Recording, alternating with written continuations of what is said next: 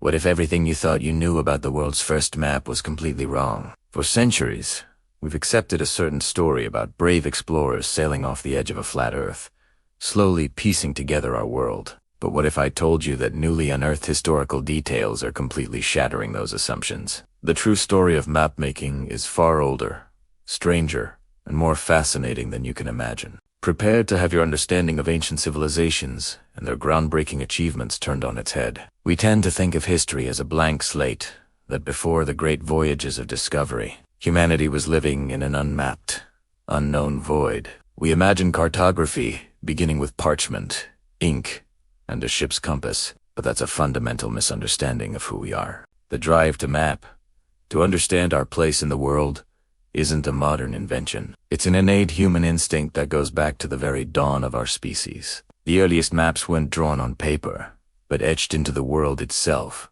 long before the first explorer ever set sail.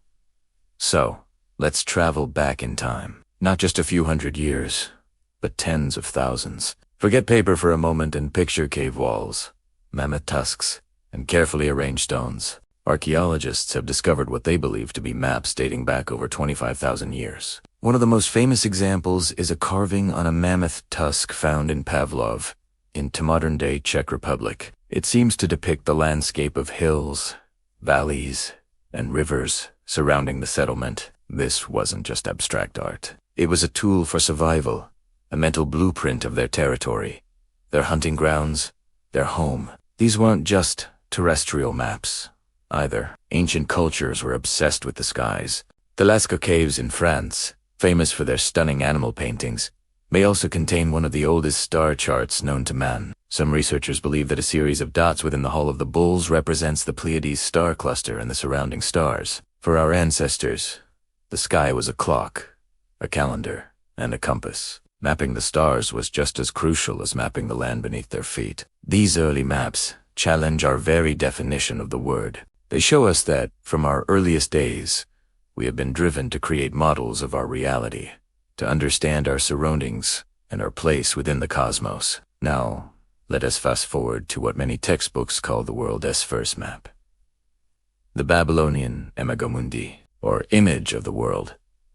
This small clay tablet, dating back to the 6th century BCE, is truly a remarkable artifact. At first glance, it looks like a simple geographical diagram. Babylon is at the center, surrounded by a ring of water labeled the Bitter River, with 7 or 8 triangular regions representing faraway lands or islands beyond it. For years, it was presented as a literal, albeit primitive, attempt at a world map. But that's only half the story, and honestly, it's the less interesting half. The Imago Mundi was never meant to be a navigational tool. You couldn't use it to get from Babylon to Assyria. Its true purpose was far more profound.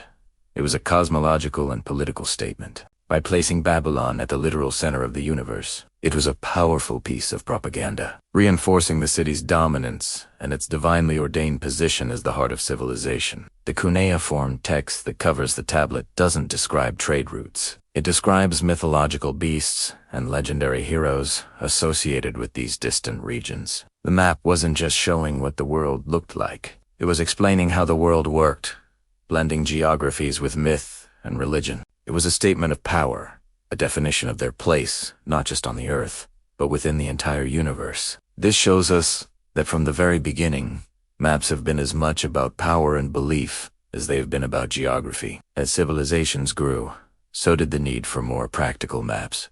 This brings us to ancient Egypt and Rome.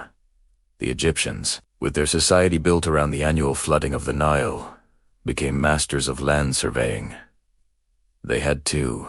Every year, when the floodwaters receded, property boundaries were washed away. They developed sophisticated geometric techniques to remeasure and redraw land, parcels for taxation and ownership. These weren't grand world maps, but they were incredibly detailed, practical, and essential for the functioning of their state. Their cartography was driven by administration. The Romans, on the other hand, were driven by military conquest and governance. To manage their vast empire, they needed to know how to get their legions from one point to another efficiently. They created extensive road maps, the most famous of which is the Peutinger Table, a medieval copy of an original Roman map. It's a bizarre-looking thing to our modern eyes, stretching nearly 7 meters long, but only 34 centimeters high, distorting geography to fit the scroll. But its purpose was clear. It showed the road network, the distances between cities, stopping points, and major landmarks. It was the Google Maps of its day for the Roman military and officials, a purely functional tool for ruling an empire. But the true revolution in cartography, the shift towards a scientific approach, happened in ancient Greece. Thinkers there began to look at the world not just as a mythological space, but as a measurable, knowable sphere. This is where figures like Eratosthenes of Cyrene come in. In the 3rd century BCE, while working at the legendary Library of Alexandria, he performed one of the most brilliant experiments in human history. He knew that on the summer solstice, the sun was directly overhead in the city of Syene, casting no shadows. At the same time, in Alexandria, further north, he measured the angle of a shadow cast by a vertical stick. Using the distance between the two cities and some clever geometry, he calculated the circumference of the Earth with astonishing accuracy, off by only about 2%.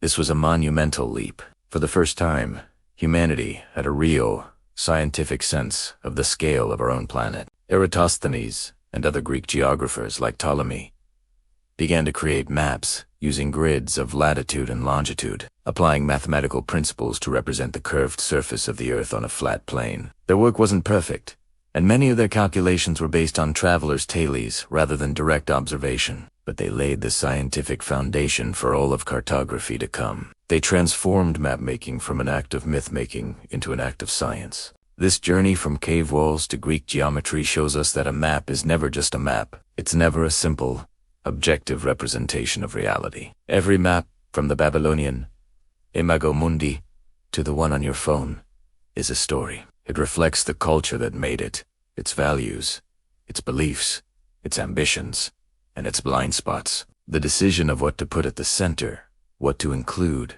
what to leave out, and what to call different places, these are all choices that carry immense power and reflect a particular worldview. Even our modern maps, which feel so objective and data-driven, are full of biases. The common Mercator projection, for example, is famous for distorting the size of landmasses near the poles, making Greenland look as large as Africa when it's actually 14 times smaller. This projection was useful for colonial navigation, but it subtly reinforces a Eurocentric view of the world. So, the next time you look at a map, remember its long, incredible history. Remember that you're not just looking at lines on a page or pixels on a screen. You're looking at a narrative, a snapshot of how one group of people, in one moment in time, understood their world. The story of cartography is the story of humanity itself, a continuous, evolving quest to find our place in the universe.